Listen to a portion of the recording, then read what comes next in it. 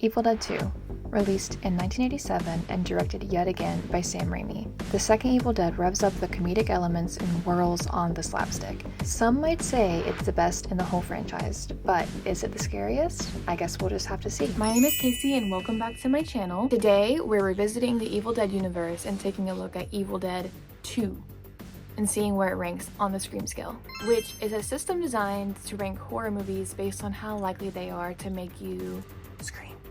We'll recap the movie and then rank it at the end. So, let's get into it. Evil Dead 2 begins with a long car drive, leading through threatening trees to an isolated cabin in the... Hey, haven't we seen this all before? Yeah, the first 15 minutes of the second one is actually a recap of the first one, but it cuts out a few things. Apparently, Sam Raimi had issues getting rights to the original movie, so they had to reshoot the scenes. It begs the question, was the recap really necessary? Not really, but this is just the beginning of the strange continuity of this franchise, so you better get used to it. Poor Ash is surrounded by strangers as all his friends are cut from the canon, and his girlfriend, remember Linda? Yeah, she's got a new look now. An important alteration is that the cabin is now owned by an archaeologist family, and it's sort of cozy now. The Book of the Dead, now officially named the Necronomicon, gets a new change as well.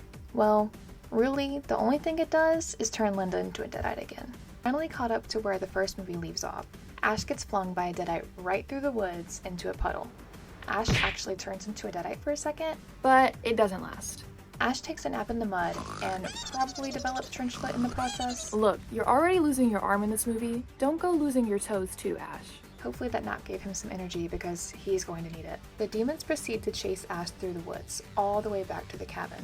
And then we get this really great scene of Ash being chased through the whole cabin, trying as he might to escape from the spirits, running through every narrow hallway and slamming as many doors in its face as possible, in what is probably my favorite sequence in the entire movie. And it's also one that I feel deserves to be added to the Scream scale. This is where we find out that the famous cabin in the woods, yes, that one, actually belongs to archaeologists who happened to discover the Book of the Dead during a site dig. We jump to some new characters here.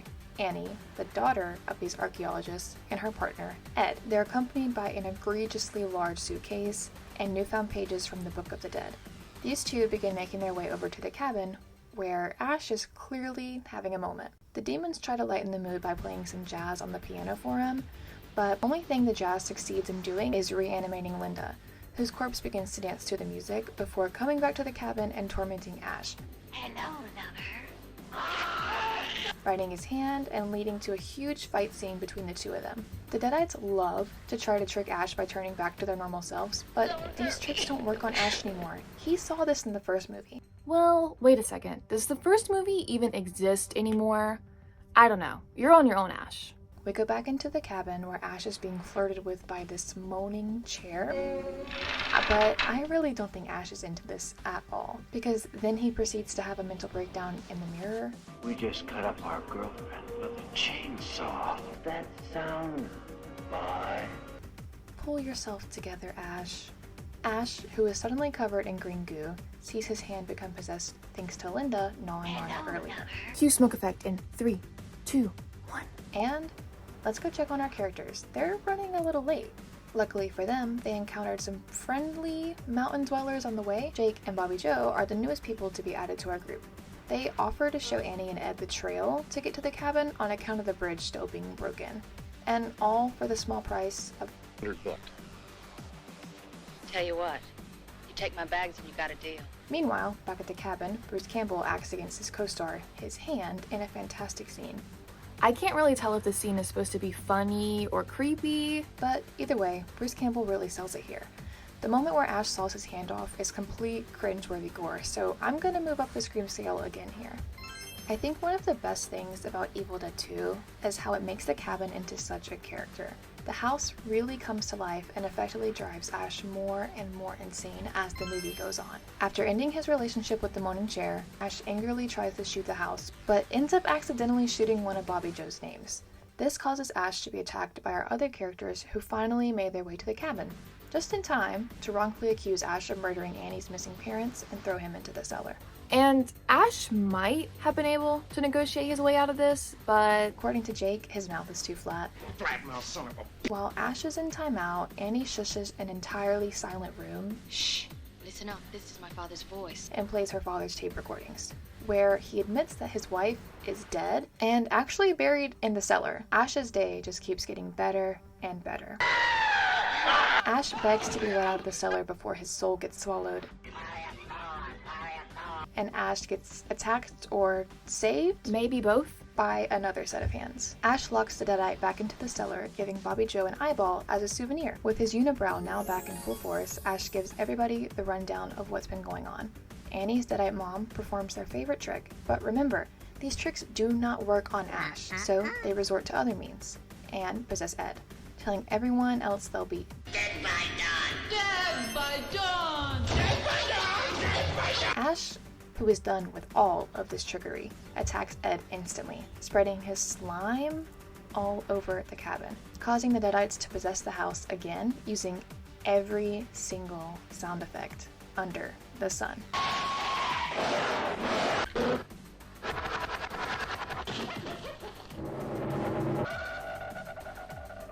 In another room in the cabin, we get a visit from this dead dad projector, who tells Annie that their salvation from the spirits haunting them lie within the extra pages of the book that she brought with her. He tells her that if she recites them, she can save her soul. Which seems like a crazy guess to me. After a Deadite gets too friendly with Bobby Joe, Baby, I ain't holding your hand.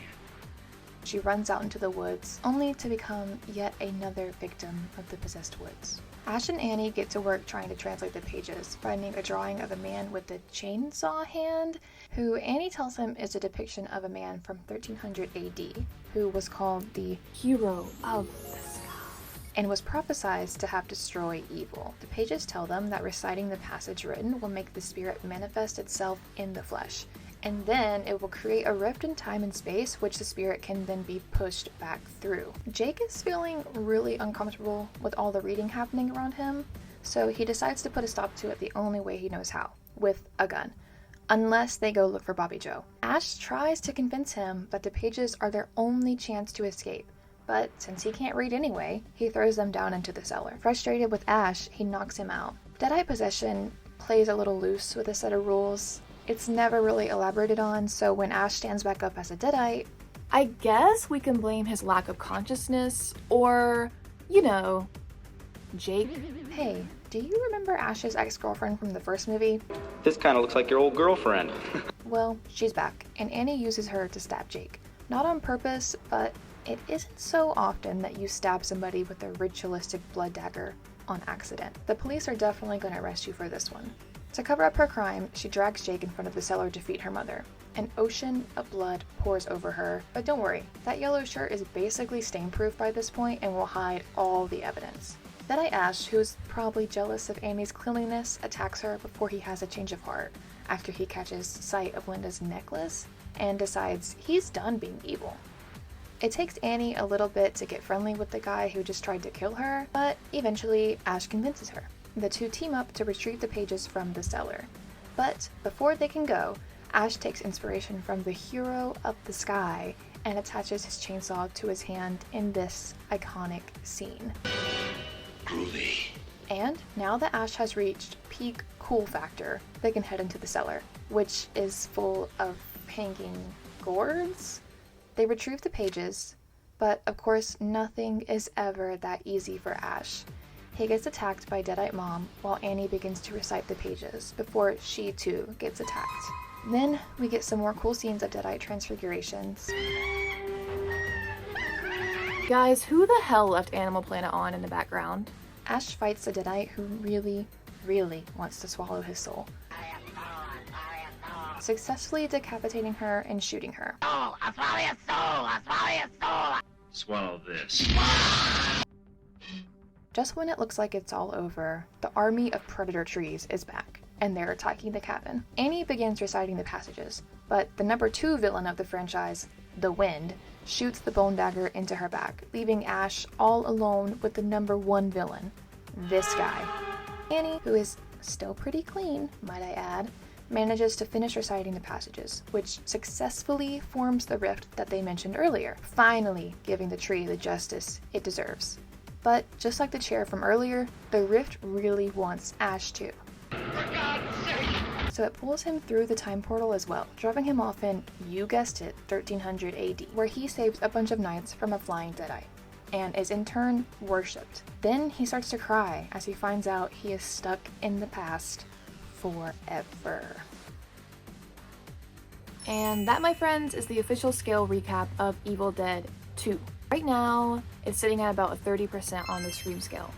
But just because it's low on the Scream scale doesn't mean that it's necessarily a bad movie. Evil Dead 2 focuses more on the comedy aspect rather than the scary aspect that we saw in the first movie. And it definitely meets its goal there. I mean, I absolutely love this movie. I love the acting from Bruce Campbell. I love the overuse of blood as in every Evil Dead movie and the effects that come along with that. And of course, all of the creative, wacky shots in the movie as well. So if I were gonna rank this movie outside of the Scream scale and rank it on how much I actually liked the movie, I would give it an 8 out of 10. It's worth mentioning that this movie also reestablishes some very important lore in the Evil Dead franchise, such as the official naming of the Necronomicon, and of course Ash getting his chainsaw hand that we see throughout the rest of the series, including more of in the next Evil Dead movie, Army of Darkness. I will be covering more Evil Dead movies in the future, so be sure to stick around for when those come out, and definitely check out the Evil Dead franchise if you have not already. As always, I 100% recommend these movies, and that way you can let me know if you disagree with my opinions in the comments down below. My name is Casey, and this has been the official Scream scale of Evil Dead 2. Thanks for watching, I'll see you in the next one. Groovy.